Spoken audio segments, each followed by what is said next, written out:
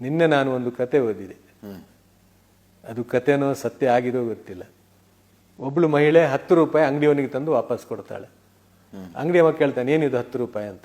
ನಿನ್ನೆ 70 ರೂಪಾಯಿ ಸಾಮಾನು ತಗೊಂಡಿದ್ದೆ, ನೀನು ನನಗೆ 30 ರೂಪಾಯಿ ಕೊಡಬೇಕಿತ್ತು, ಅದಕ್ಕೆ 40 ರೂಪಾಯಿ ನೀನು ಕೊಟ್ಟಿದ್ದೆ.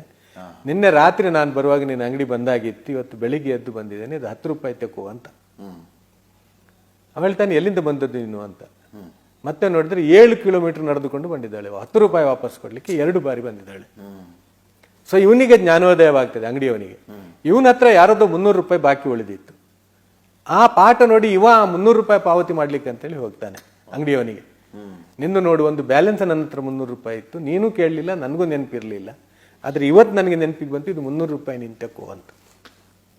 ಅಲ್ಲಿಗೆ ಹೋದಾಗ ಏನಾಗಿದೆ ಅಂತ ಹೇಳಿದ್ರೆ, ಅವನಿಗೆ ಇವನ ಈ ಅವಸ್ಥೆ ನೋಡಿ ಅವನಿಗೊಂದು ಜ್ಞಾಪಕ ಬರ್ತದೆ.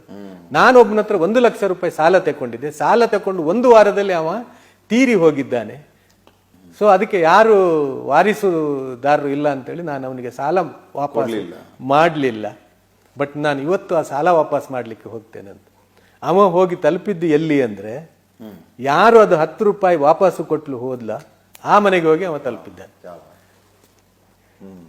ಸೊ ಅವಳು ಕೊಟ್ಟದ್ದು 14 ಕಿಲೋಮೀಟರ್ ನಡೆದು 10 ರೂಪಾಯಿ ವಾಪಸ್ ಆದ್ರೆ, ಅವಳ ಗಂಡನ 1 ಲಕ್ಷ ರೂಪಾಯಿ ಅವಳ ಕೈಗೆ ಬಂದಿದೆ. ಸೊ ನಾನು ಮಾಡಿದ ಖರ್ಚು ನನಗೆ ಅದು ವಾಪಸ್ಸು ಬರ್ತದೆ. ಇಂಥ ಒಂದು ವ್ಯವಸ್ಥೆ ಈ ಜಗತ್ತಿನಲ್ಲಿ ಉಂಟು. ನಾನು ಯಾರಿಗಾದ್ರೂ ನೀಡಿದರೆ ಅದಕ್ಕೆ ನನಗೆ ಪ್ರತಿಯಾಗಿ ನನಗೆ ಅದಕ್ಕಿಂತ ಜಾಸ್ತಿ ಸಿಗ್ತದೆ ಹೇಳುವಂತಹ ಈ ಸತ್ಯಗಳು, ಈ ವಾಸ್ತವಿಕತೆಗಳು